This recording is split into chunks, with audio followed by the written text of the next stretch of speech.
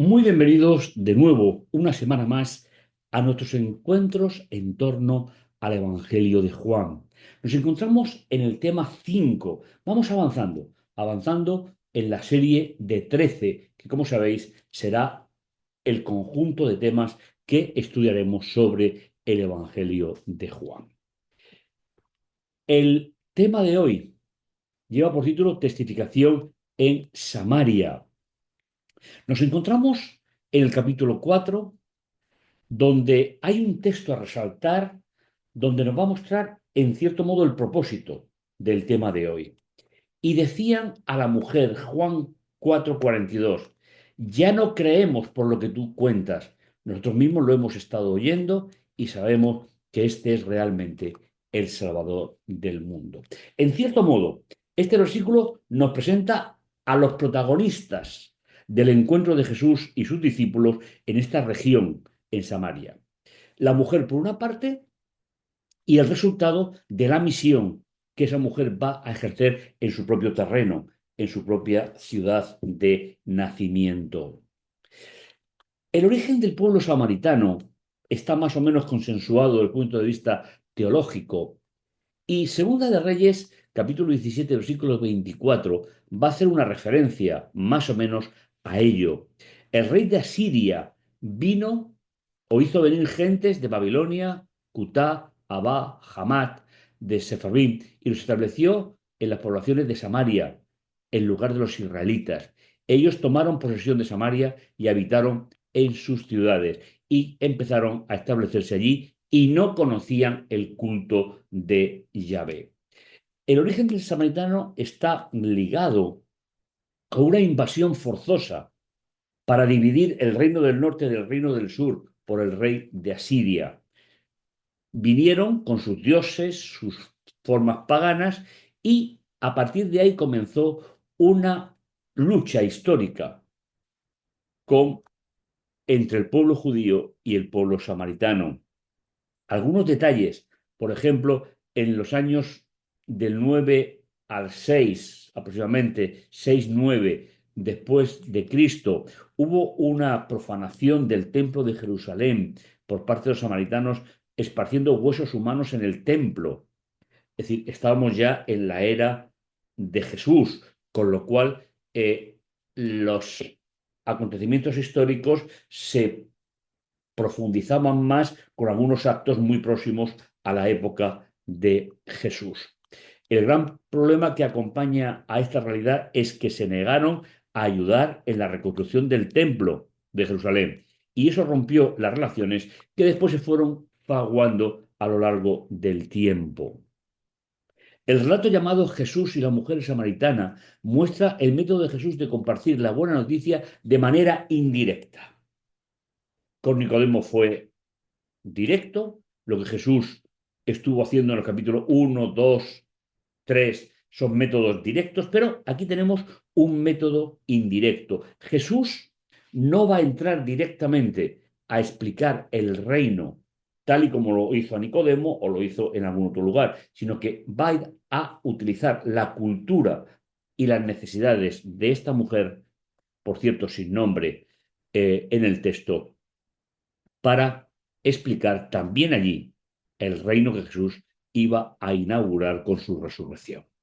Partiendo de la cosmovisión social y religiosa de la mujer, va a adaptar el mensaje a ella, pero por el método indirecto, como decimos. La lectura estructurada de la sección de hoy puede quedar siguiendo la división temática del capítulo 4 de la siguiente manera. Fijaos, en la primera parte, Jesús pasa por Samaria y termina diciendo 4:43-44, y Jesús sale de Samaria y se va hacia Galilea. Entre la llegada y la salida tenemos diferentes aspectos que iremos analizando, leyendo, comentando, para darle pues una importancia a este encuentro de Jesús. Importancia social, teológica, familiar. Hay muchos aspectos que podemos. Señor, dame de ese agua, la verdadera adoración futura. El centro, los discípulos son sorprendidos por los actos de Jesús, yo tengo para comer un alimento mejor, la fidelidad de los samaritanos, que es paralelo a Señor, dame de ese agua, el elemento que Jesús utilizó indirecto para explicar su mesianismo. Y finalmente Jesús saldrá de Samaria para su propia tierra natal. ¿Qué podemos decir a partir de este mapa de las intenciones de Jesús? Jesús estaba en Judea y si hubiese seguido la ruta normal que hacían los judíos, hubiese cruzado el río y hubiese ido hacia el norte. Los judíos, y lo veremos ahora un poquito más, no pasaban por Samaria. Sería la ruta más normal, pero ellos hicieron otro camino o hacían otro camino, la ruta habitual entre Galilea y Jerusalén, por sería la que se tenía que haber seguido, pero ellos tenían una alternativa que pasaba por Perea y no pasaba por Samaria. Leyendo, le era necesario pasar por Samaria. ¿Cómo podemos entender nosotros? ¿Cómo podemos entender toda esta historia? Comencemos desde el principio por los datos geográficos, históricos. Se enteraron los fariseos de que Jesús hacía más discípulos y bautizaba más que Juan, aunque se nos dice que él no bautizaba, sino sus discípulos. Cuando Jesús lo supo, abandonó Judea y se volvió a Galilea. Como decíamos en el mapa, si hubiese cogido la ruta habitual, habría cruzado el río y habría subido por Perea. Pero Jesús tenía que pasar por Samaria. ¿Cómo entender esta expresión? Si la cogemos en el contexto en el cual estamos viendo, el tenía que pasar es más misiológico que cultural o estético, ya que ellos preferían hacer una ruta mucho más larga por no pisar territorio que no querían pasar. Por lo tanto, el versículo 4.4 debemos de entenderlo desde el punto de vista de la misión, del método indirecto que Jesús va a utilizar en esa zona. Tenía que pasar por Samaria. Llegó a un pueblo de Samaria que se llamaba Sicar, cerca del terreno que dio Jacob a su hijo José. Fijaos el apunte que hace Juan remontándose a la época de los patriarcas, cuando todavía no había separación entre Samaria y el sur, con lo cual se remonta a un lugar muy lejano en el tiempo, situando al gran patriarca con José, su hijo. Allí estaba el pozo de Jacob. En la historia de Jacob solamente encontramos un pozo, que posiblemente pueda ser este, y es el que se refería a cuando él se encontró con la que llegaría a ser su esposa, le abrió la puerta y le dio o le ayudó a tomar agua para su rebaño. Posiblemente estemos hablando de lo mismo. Jesús se encuentra fatigado del camino, se quedó allí sin más sentado junto al pozo y era la hora del mediodía, era la hora sexta, hora que volverá a aparecer en el Evangelio cuando condenaron a Jesús, muchos capítulos después. Era justamente al mediodía, cuando el sol más cae encima de la cabeza de Jesús. La antigua Siquén o la actual aldea de Ascar, al pie del Monte Ebal, a unos 1000 metros del pozo de Jacob. De ese pozo no se habla concretamente, directamente, pero posiblemente sea, como decíamos, el que Jacob utilizó para ayudar a la que sería después su esposa. Llegó entonces una mujer de Samaria a sacar agua. Fijaos, vamos a contextualizar un poquito. El mediodía, una mujer sola. La costumbre de la época era ir a sacar agua al amanecer. Estaba muy bien visto socialmente que las mujeres se juntaran, hicieran el camino juntas, hablaran de la familia, los hijos, era un momento de confraternización social femenino en la época. Sin embargo, esta mujer iba sola, lo cual nos tiene que hacer pensar que o ella no quería relacionarse con el resto de las mujeres, o era al revés. Era despreciada y no se le permitía acudir como el resto. Jesús le dice a la mujer, dame de beber. Y aquí empezamos el método indirecto que comentábamos al principio. El texto nos ha dicho que Jesús estaba cansado, tendría sed, pero está haciendo un recorrido largo con respecto a esta mujer para integrarla en la conversación. Había varios aspectos que impedían a Jesús, siguiendo las costumbres de la época, dirigirse a esta mujer. Ella le dice a modo de pregunta, ¿cómo tú siendo judío me pides de beber a mí que soy mujer samaritana? Y Juan, cuando escribe el Evangelio, seguramente sus lectores no sabían este detalle, es que los judíos no se tratan con los samaritanos. Es un apéndice que nos ayuda a entender un poco quién era el destinatario del Evangelio de Juan, alguien que no había vivido la historia, el enfrentamiento entre ambos, posiblemente una comunidad, como dijimos al principio, de fuera de la diáspora. Jesús le respondió, si conocieras el regalo de Dios y supieras quién es el que te dice, dame agua, tú se la habrías pedido a él y él te habría dado agua. Fijaos, hay muchos comentarios sobre el valor del agua. Inclusive hay quien piensa que podría estar hablando del espíritu. Sin embargo, yo prefiero quedarme simplemente con el contexto puramente histórico y circunstancial. ¿Qué es lo que esa mujer había ido a buscar? Agua para su supervivencia, para su familia. Y Jesús va a entender que ese elemento tan importante y necesario para ella es la forma de entrar al corazón de esta mujer. Dame de beber.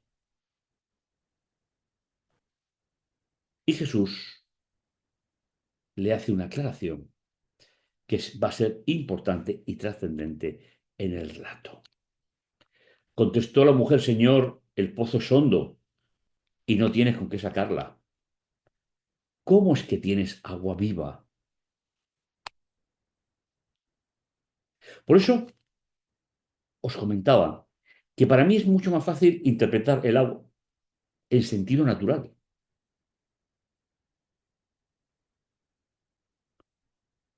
¿Tú crees más que nuestro padre Jacob, que nos dio del pozo del que bebieron él, sus hijos y sus ganados? Jesús le respondió, todo el que beba de este agua volverá a tener sed. Le está diciendo a la mujer que al día siguiente, al siguiente y al siguiente, tendría que volver a recoger ese agua. Pero el que beba del agua que yo le daré, no tendrá sed jamás, pues el agua que yo le dé se convertirá en fuente de agua que brota para vida eterna. Fijaos qué frase al final del versículo 14, donde Jesús presenta el reino de Dios.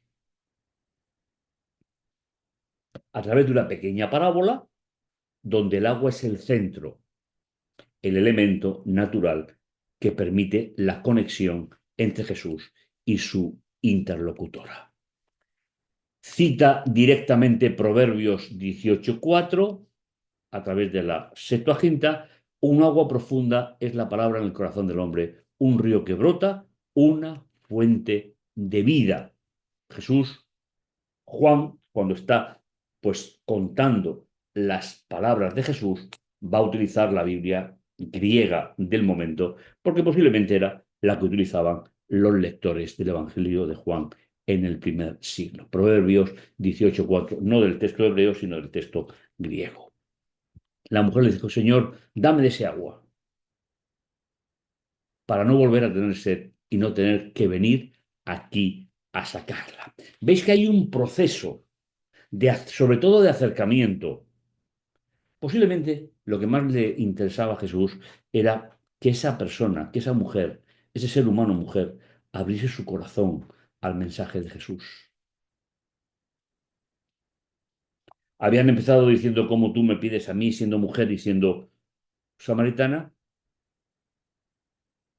y Jesús utiliza el elemento común para despertar una necesidad del conocimiento que Jesús le está ofreciendo. Jesús, en los versículos del 14 al 26, le va a presentar la verdadera adoración futura. Él le contestó, vete, llama a tu marido y vuelve aquí. Jesús le está recordando por qué está sola, por qué no está acompañando o acompañada de otras mujeres de la población. La mujer le dijo, no tengo marido. Jesús le respondió, bien has dicho que no tienes marido, porque 5 has tenido y el que ahora tienes no es tu marido. En eso has dicho la verdad.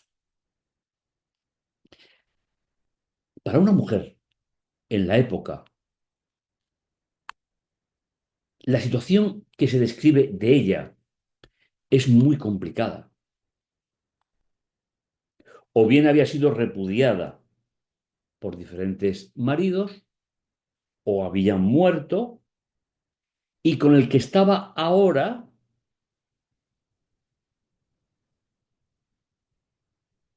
era algo así como una concubina.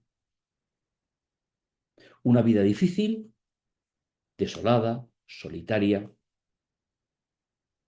pero como veremos al final, con un corazón profundo y lleno de necesidades del regalo de Dios.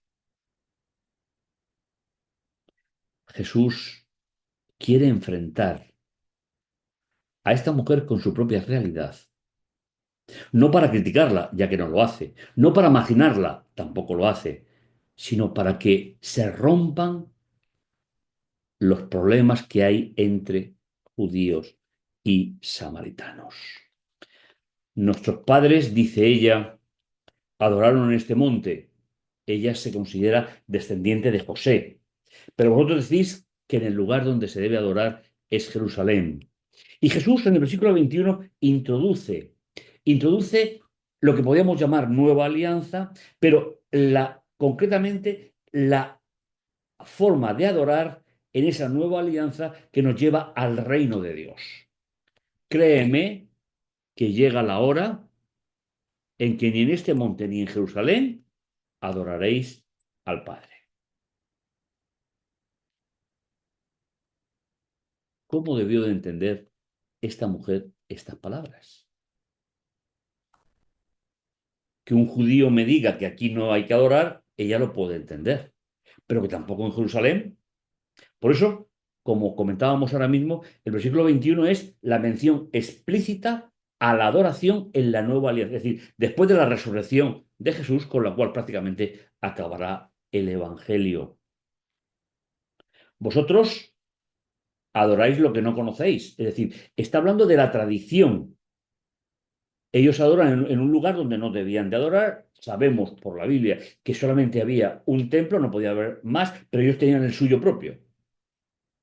Nosotros adoramos lo que conocemos, es decir, lo que era realmente el plan de Dios a través de la alianza, porque la salvación viene de los judíos. Jesús certifica esta idea. Es decir, aquí la salvación viene de los judíos es sinónimo de el Salvador, el Mesías, ha de ser judío. Recordamos muchos textos de Isaías, de Jeremías, de Daniel, donde precisamente se habla de la venida del Mesías dentro de la tribu de Judá, la tribu real. Entonces dijeron, las gentes paganas que has deportado y establecidas en la población de Samaria no conocen las reglas del país y este ha asaltado leones que los están maltratando, pues no conocen las reglas del Dios del país. Así interpretó la historia el autor de Segunda de Reyes, capítulo 17, versículo 25. pero la hora llega y estamos en ella. Aquí no se refiere a una hora del curso horario, sino al momento de la venida del Mesías. Y es el momento en el que los verdaderos adoradores, tanto samaritanos como judíos, adorarán al Padre en espíritu y en verdad, porque así quiere el Padre que sean los que le adoren. Fijaos la idea tan excepcional que Jesús presenta en este versículo.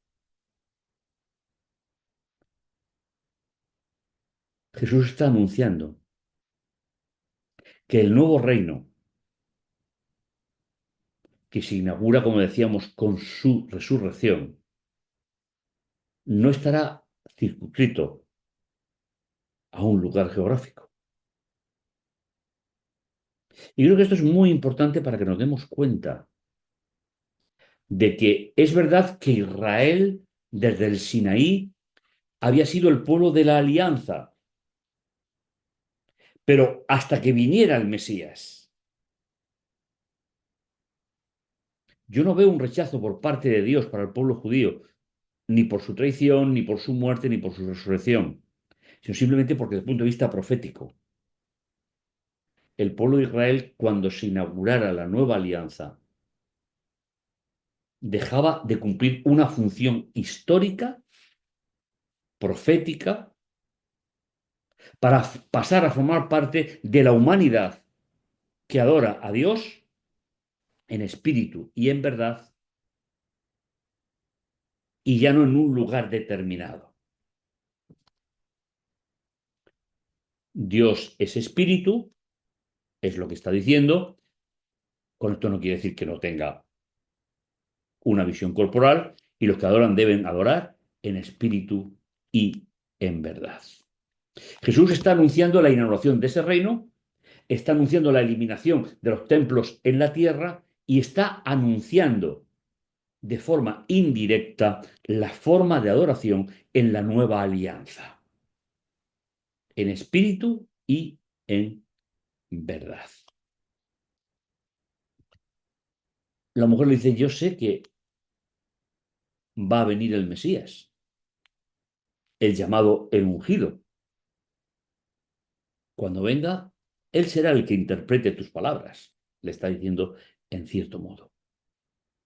Jesús le respondió, yo soy el que está hablando contigo. Es decir, él es el Mesías, él es el ungido, y él ha venido a descorrer el velo sobre el reino de Dios a través de la nueva alianza. Yo soy. Una frase enfática. Y además le dice, yo soy el que está hablando contigo. En esto llegaron sus discípulos y se sorprendieron de que hablara con una mujer. Pero por diferentes motivos no le preguntaron qué quería o qué hablaba con ella. La mujer, sin embargo, dejando su cántaro, corrió al pueblo y dijo a la gente. ¿Sabéis? A mí me impresiona esta figura. ¿A qué había ido esa mujer ahí? Portaba un cántaro vacío y pretendía llevarlo lleno. Sin embargo, lo abandona. En ese momento posiblemente no pensó en las necesidades de ese agua que ella iba a llevar a su casa. Y hace una declaración institucional importantísima en el capítulo 4. Venir a ver a un ser humano que me ha dicho todo lo que he hecho. Fijaos, el conocimiento de la vida más o menos desordenada de esta mujer es lo que abre en ella la luz a la esperanza. Es que me ha dicho todo lo que soy. que vosotros lo conocéis. Posiblemente conocíamos una marginada, alguien que no se ocupaba de ella. ¿No será el ungido?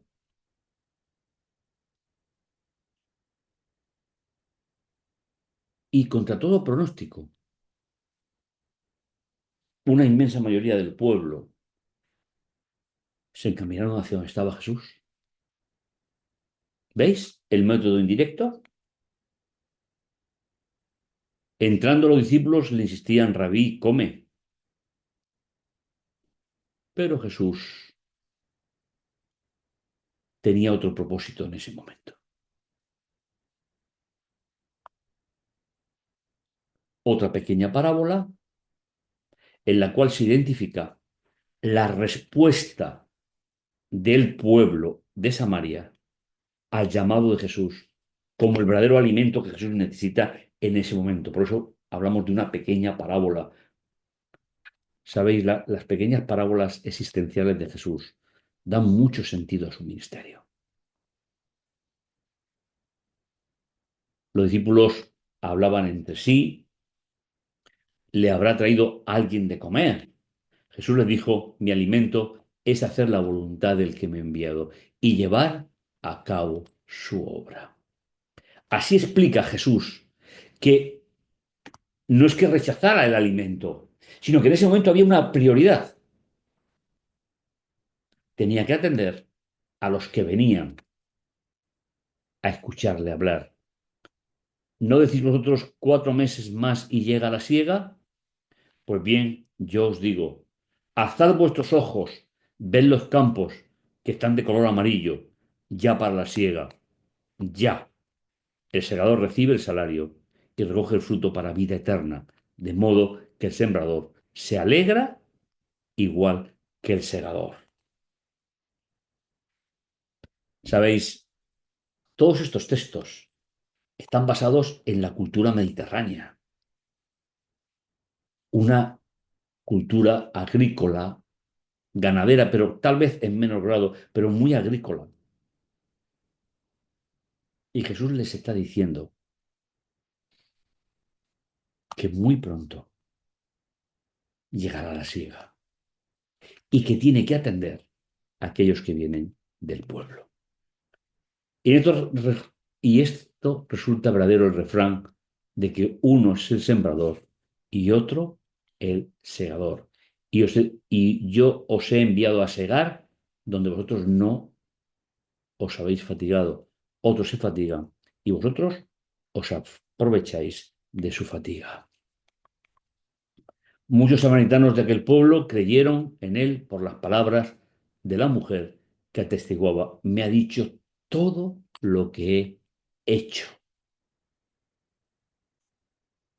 Qué importante es cuando se comparte el Evangelio eterno, que la vida privada, los que necesitan conocer a Jesús, no sea un impedimento,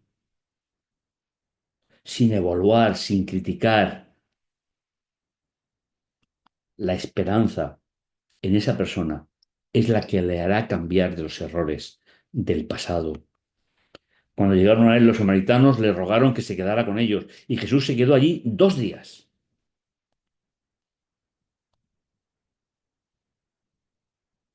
Fueron muchos los que creyeron a través de su persona. Es importante que traduzcamos bien este versículo.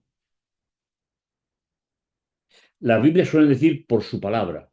Sin embargo, el término logos, que ya conocemos por el prólogo, por 1:1, no habla de lo que dijo, sino de la personalidad de Jesús. Muchos creyeron a través de su persona y decían a la mujer, ya no creemos por tu habla, pues nosotros mismos hemos oído y sabemos que este es verdaderamente el Salvador del mundo. ¿Sabéis? Aunque hay un pequeño añadido en la Reina Valera, pero no voy a entrar en eso, simplemente para que lo conozcáis. Pero qué impresionante que un pueblo que estaba marginado y excluido de las ceremonias religiosas, del mundo del templo, de la sinagoga, Juan resalta la rapidez con la cual aceptan a Jesús. Este verdaderamente es el Salvador del mundo. Y había comenzado con una simple frase: dame de beber. ¿Cómo tú, siendo judío, a mí me pides como mujer? Y Jesús le dice: si supieras quién soy, tú me pedirías a mí. No solamente sirvió para ella, sino que sirvió para todos los que salieron de la población y fueron al encuentro de Jesús. Esta historia, que le interesó sobre todo a Juan, pues posiblemente porque, como decíamos al principio, los que escuchaban a Jesús